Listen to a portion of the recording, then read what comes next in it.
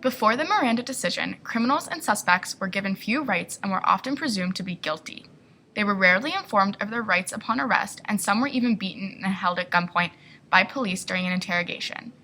However, in 1966, Ernesto Miranda appealed his case to the Supreme Court on the grounds that he had not been informed of his rights upon the arrest.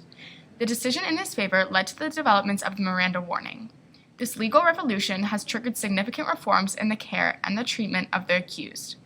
The Miranda warning is intended to protect the suspect's Fifth Amendment right to refuse to answer self-incriminating questions and their Sixth Amendment right to the assistance of an attorney. This court case has reformed the justice system upon arrest and interrogation, has stimulated the public reaction that the Miranda warning has given criminals and suspects rights they do not deserve, and has revolutionized the treatment of criminals. The revolution of criminals' rights all started with the assault of a young woman. One day, walking home from work, a man by the name Ernesto Miranda grabbed her and proceeded to rape her. This criminal act was the beginning to a case that would be made famous worldwide. Miranda was brought to the station for interrogation. However, authorities withheld all information from him. Miranda was never told his Fifth or Sixth Amendment rights. This was a key factor that would change the entire theme of the case against him. Earl Warren was the Supreme Court Justice at this time. He worked on civil liberties and rights for minorities. His legal philosophy was opposed to the laissez-faire doctrine that had earlier prevailed.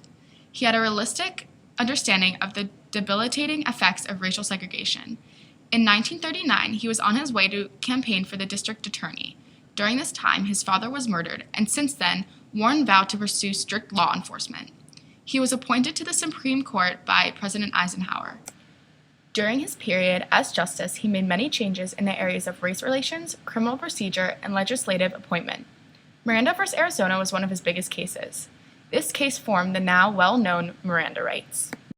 When Ernesto Miranda was arrested, it didn't take long for the authorities to get a confession out of him. They assumed he knew his constitutional rights, but they never clearly stated them to him. This would become the foundation of the case, Miranda v. Arizona. The assumption that Miranda hadn't been clearly given his rights would spur a revolution in criminal procedure. Dating all the way back to colonial times, prosecutors have abused the prosecution powers they've been given. They've used their powers to tyrannize populations and imprison or destroy political enemies. This injustice of power led up to the case known as Escobedo v. Illinois. In this case, the suspect, Danny Escobedo, was interrogated unfairly, and as well as his attorney never read him his rights. The statement he gave was then used against him as evidence in the case. After being arrested, he petitioned to the Supreme Court that his Sixth Amendment rights had been violated. His conviction was reversed on the platform that he had not been warned of his constitutional rights. This case was essential to the Miranda rights decisions because it would directly lead to the Miranda v. Arizona ruling. In Escobedo, it was decided that the Fifth and Sixth Amendment rights had to be read to the prosecuted. However, it wouldn't be until Miranda v. Arizona that the question of who was responsible of reading these rights would be answered. When Ernesto Miranda was first sent to the court, he faced charges of rape and kidnapping, both of which would compute to 20 to 30 years in jail. As a result of not knowing his rights, the question if Miranda's statement was made voluntarily rose. After months of debate and decisions in lower courts, the Supreme Court knew they would have to revisit Escobedo and clarify the situation. This intensified when Miranda filed as a pauper and submitted his plea for a writ of certiorari. Miranda's case was brought all the way to the Supreme Court. What resulted from this case were the Miranda rights, which is what follows. You have the right to remain silent. Anything you say can and will be used against you in a court of law. You have a right to an attorney. If you cannot afford an attorney, one will be appointed for you.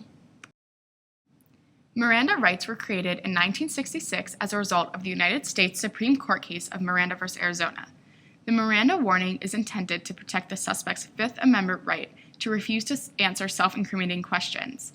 The accused can also stop the interrogation at any time. The Miranda rights, however, do not go into effect until after an arrest is made. The creation of the Miranda rights changed the relationship between citizen state and police suspect. Citizens now possess the right to be informed and also the assurance that their people could and would be protected from the abuse of institutional power. Suspects could now tell the police, city, state, country, or nation that they had nothing to say. This case produced paradoxical results. It was accused of coddling criminals since it unnecessarily restricted the police to try and control a rising crime rate. However, With the exception of a suspect not having to speak, the Miranda rights ended up actually strengthening the police force. It did so by making the scope and thoroughness of investigations more professional. Now confessions would be based on hard evidence instead of questionable confessions. The Miranda rights made it so that now the public is protected by a more professional police force. After this case, an entire criminal prosecution revolution evolved. Many other cases used the Miranda rights. 5 years after Miranda, the Supreme Court decided Harris v. New York. With only 2 of the 5 justices in the original Miranda majority still on the court, the Supreme Court said that a statement taken in violation of Miranda could be used to impeach the credibility of a defendant at trial. The police in the case failed to inform Harris of his right to counsel prior to custodial interrogation, which was a violation of the Miranda. However, the prosecution did not use the statements made by Harris during the case in chief, but when he took the stand, he contradicted his post-arrest statement. The Supreme Court approved of the prosecution using the post-arrest statement to charge the defendant during cross-examination. The court was not going to let the defendant use the Miranda decision as a license to commit perjury. In a case, Michigan v. Tucker, a man Tucker, while in custodial interrogation, was advised of the Miranda warnings, but not the right to an appointed counsel. The Supreme Court decided that derivative evidence, such as the witness's identity, might be suppressed, but only if the police acquired it by infringing on the defendant's constitutional rights. The Tucker court case made it clear that the Miranda warnings are not rights protected by the Constitution, but are simply measures verbalized by the court to guarantee that the right against compelled self-incrimination is protected. Oregon v. Elstad was a case regarding a man, Elstad, who was suspected of burglary and arrested. While in handcuffs, Elstad said something self-incriminating. This was before he had been read his Miranda rights. Later, Elstad signed a written confession that was convicted in court. The court excluded his first statement, but had trouble deciding whether the confession would be used or not. The debate had so much controversy that it ended up being sent to the Supreme Court. The year 1990 brought a case, Illinois v. Perkins. While in jail, Perkins confessed his murder to a fellow inmate without the knowledge that the inmate to which he was speaking was actually an undercover officer.